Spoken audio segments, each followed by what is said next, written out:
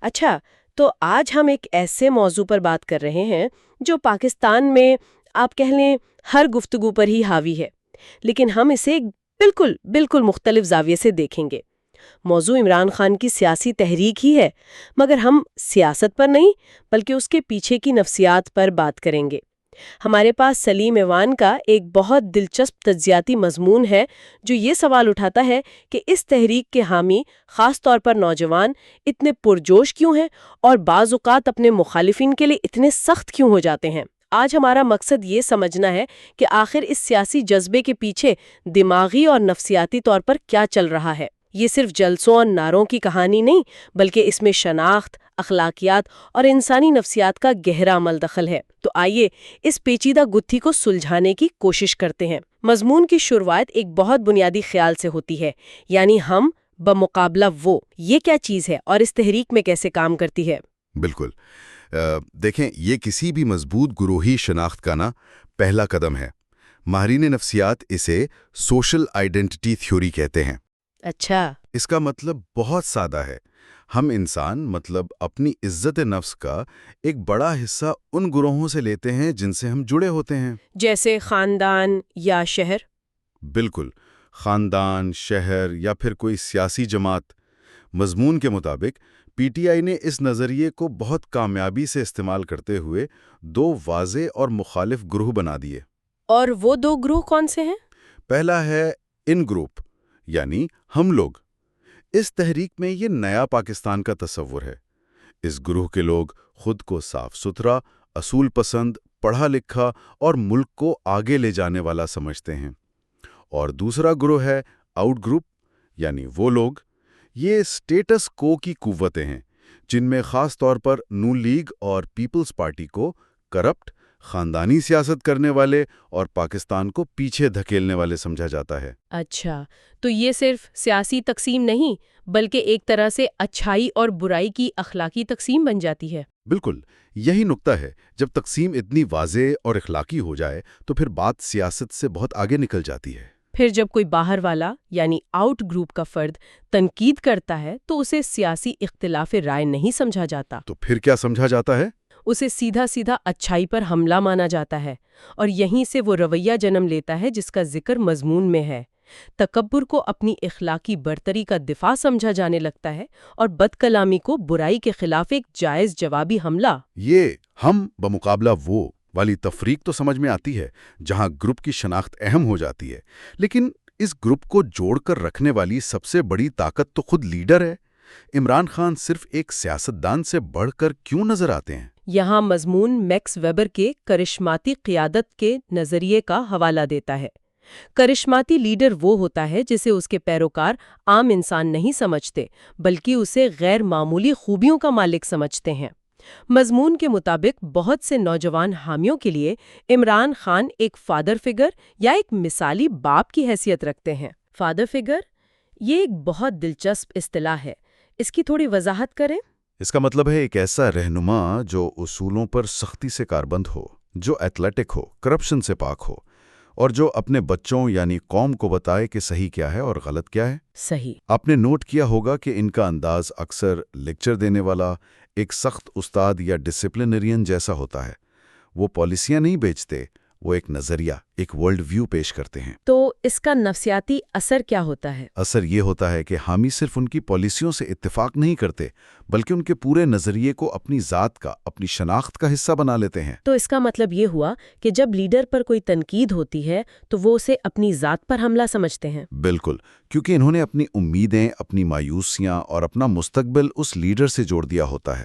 اس لیے لیڈر پر کیا گیا حملہ ایک سیاسی حملہ نہیں رہتا، وہ ایک گہرا ذاتی حملہ بن جاتا ہے۔ اور جب حملہ ذاتی ہو تو دفاع بھی شدید ہوتا ہے، شدید اور جذباتی، بعض اوقات جارحانہ بھی۔ مضمون میں ایک اور تضاد کی نشاندہی کی گئی ہے جو بظاہر سمجھ نہیں آتا۔ ایک طرف اخلاقی برتری کا احساس، یعنی ہم سب سے بہتر ہیں، اور دوسری طرف مظلومیت کا احساس، یعنی ہمارے ساتھ ظلم ہو رہا ہے۔ یہ دونوں متضاد جذبے ایک ساتھ کیسے کام کر سکتے ہیں؟ دیکھیں، یہ نفسیاتی طور پر ایک بہت ہی طاقتور اور آپ کہہ سکتے ہیں خطرناک مرکب ہے۔ شروع میں تحریک کا بیانیہ تبدیلی اور چوروں اور لٹیروں کے خلاف ایک مقدس جنگ پر مبنی تھا۔ اس سے حامیوں میں یہ پختہ یقین پیدا ہوا کہ وہ ملک کے لیے واحد صحیح اور اخلاقی انتخاب ہیں۔ یہ تھی ان کی اخلاقی برتری۔ اور پھر مظلومیت کا عنصر کب داخل ہوا؟ وہ آیا 2022 میں عدم اعتماد کی تحریک اور پھر عمران خان کی گرفتاری اور قید کے بعد۔ تب بیانیہ تبدیلی سے حقیقی آزادی کی جنگ میں بدل گیا۔ اب وہی گروہ جو خود کو اخلاقی طور پر سب سے برتر سمجھتا تھا، یہ بھی سمجھنے لگا کہ اسے ایک طاقتور ہائبرڈ رجیم کی طرف سے ظلماً دبایا جا رہا ہے۔ اچھا، تو جب ایک گروہ جو خود کو حق پر سمجھتا ہو یہ محسوس کرے کہ اس کے ساتھ ظلم ہو رہا ہے تو اس کا نتیجہ کیا نکلتا ہے؟ اس سے صالح غصہ، یا جسے انگریزی میں رائچس انڈگنیشن کہتے ہیں، وہ کیفیت پیدا ہوتی ہے۔ یہ ایک ایسا شدید غصہ ہے جسے محسوس کرنے والا مکمل طور پر جائز سمجھتا ہے۔ اور یہ رویہ پھر ہر قسم کی انتہا پسندی کو جواز فراہم کرتا ہے؟ بالکل، ان کے ذہن میں منطق یہ بنتی ہے کہ اگر پورا نظام ہی ناجائز ہے اور ہمارے مخالفین چور ہیں تو پھر ان سے نپٹنے کے لیے عام حالات کی سیاسی شائستگی کو ایک طرف رکھا جا سکتا ہے۔ تب بد کلامی اور جارحیت مزاحمت کا ایک ہتھیار بن جاتی ہے۔ مضمون میں خاص طور پر نوجوانوں کی نفسیات پر بہت زور دیا گیا ہے۔ اس ساری تصویر میں نوجوانوں کا کیا کردار ہے؟ یہ شاید سب سے اہم نکتہ ہے۔ پاکستان کی آبادی کا ایک بہت بڑا حصہ نوجوانوں پر مشتمل ہے، اور ان میں سے لاکھوں کو بے روزگاری، مہنگائی اور اپنے مستقبل کی فکر ہے۔ یہ معاشی بے چینی اور بے اختیاری کا احساس انہیں ایک ایسے مقصد کی تلاش پر مجبور کرتا ہے جو انہیں کوئی شناخت اور کنٹرول کا احساس دے سکے۔ تو آپ یہ کہہ رہی ہیں کہ اگر آپ اپنی نوکری یا کیریئر کو کنٹرول نہیں کر سکتے تو کم از کم آپ ٹویٹر پر ایک سیاسی بحث تو جیت سکتے ہیں۔ بالکل یہی بات ہے۔ ایک سیاسی تحریک کا حصہ بننا ایک بے اختیار نوجوان کو طاقت کا احساس دلاتا ہے۔ وہ ٹویٹر پر اپنے مخالفین کو دلائل سے یا بعض اوقات صرف طنز اور توہین سے شکست دے کر کنٹرول اور کامیابی کا ایک وقتی احساس حاصل کر لیتا ہے۔ اور یہ جو تکبر نظر آتا ہے، وہ تکبر جو ہمیں بظاہر نظر آتا ہے وہ اکثر گہرے عدم تحفظ اور بے چینی کو چھپانے کا ایک نفسیاتی پردہ ہوتا ہے۔ یہ ڈیجیٹل قبائلیت والی بات بھی بہت دلچسپ ہے۔ کیا اس کا مطلب یہ ہے کہ سوشل میڈیا ہمیں جان بوجھ کر ایسے گروہوں میں بانٹ رہا ہے جو ایک دوسرے سے نفرت کریں؟ جان بوجھ کر کہنا شاید درست نہ ہو، لیکن ان کے بزنس ماڈل کا نتیجہ یہی نکلتا ہے۔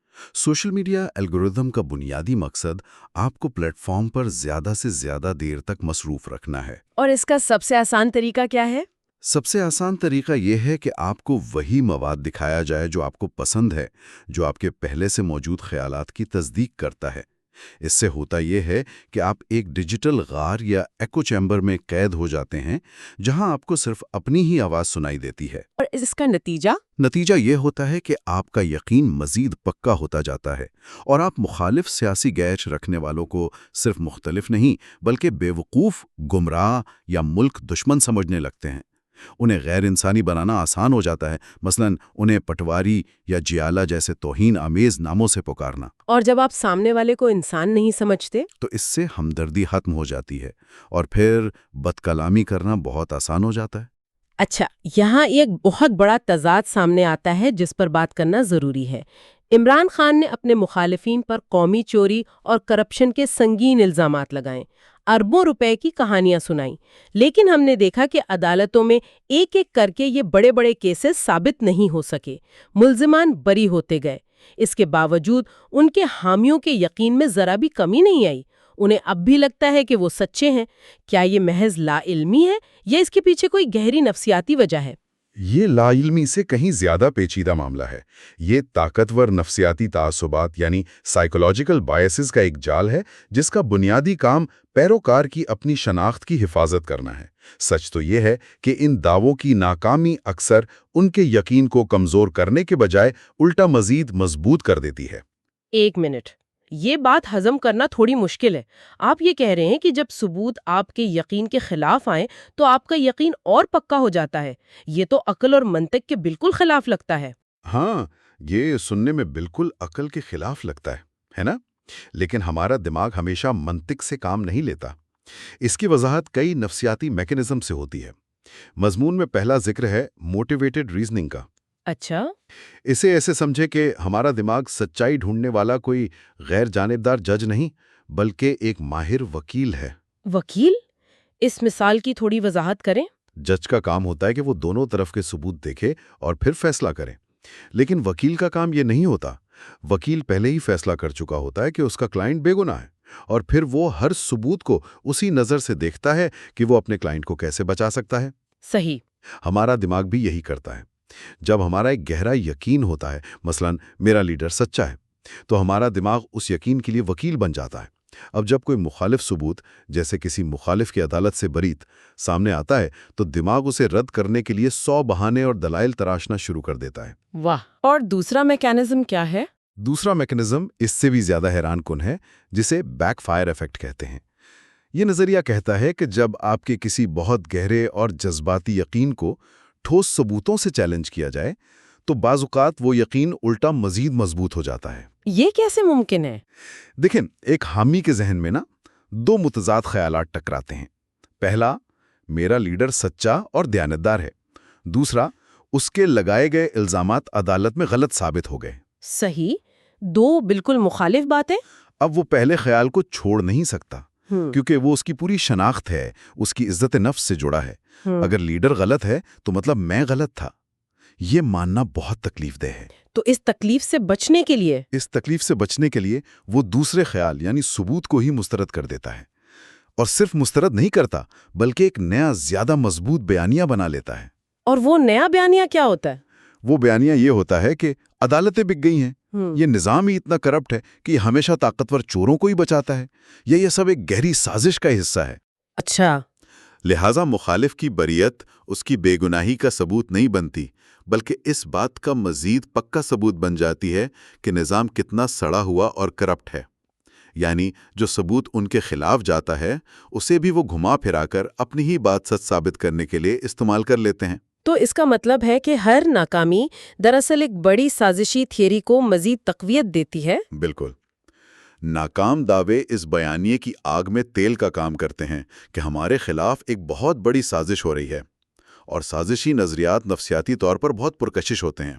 وہ ایک پیچیدہ دنیا کو ایک بہت ہی سادہ کہانی میں بدل دیتے ہیں، ایک ہیرو اور کچھ ولن۔ اور اس میں کنفرمیشن بائس کا بھی کردار ہوگا؟ یقیناً۔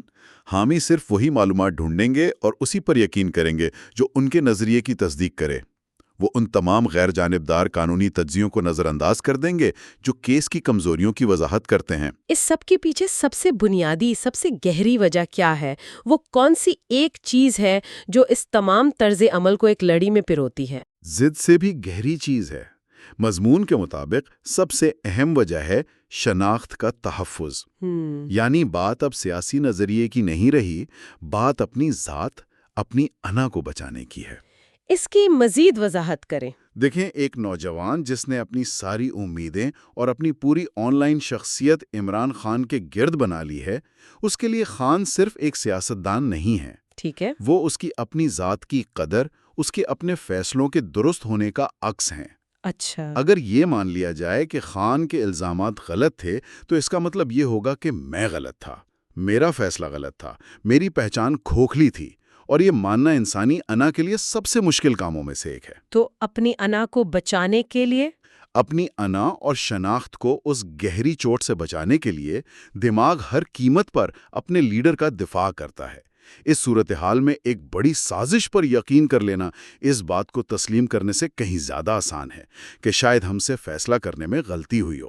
یہ ایک نفسیاتی دفاعی نظام ہے۔ تو اگر ہم آج کی گفتگو کا خلاصہ کریں تو ہم جس نفسیات کا مشاہدہ کر رہے ہیں وہ ایک ایسی تحریک کی ہے جو 3 ستونوں پر کھڑی ہے۔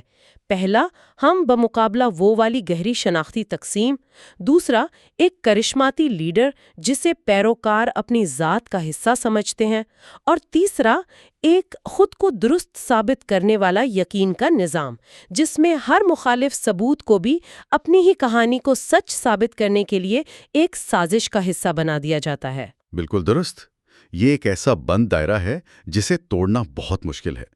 اس نظام میں بنیادی یقین کو کبھی ٹھیس نہیں پہنچتی، کیونکہ ہر چیلنج کو نظام کے اندر ہی جذب کر کے اسے یقین کی مضبوطی کا ذریعہ بنا لیا جاتا ہے۔ آخر میں ہمارے سامعین کے لیے کوئی ایک سوچ، کوئی ایک سوال چھوڑ کر جائیں۔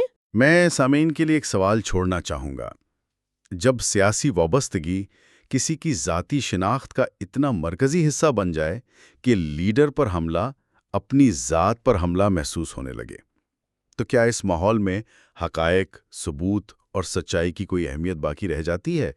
اور کیا یہ رجحان جو ہم پاکستان میں دیکھ رہے ہیں، یہ صرف ہمارا مسئلہ ہے یا آج کی ڈیجیٹل دنیا میں یہ عالمگیر سیاست کا نیا چہرہ بنتا جا رہا ہے؟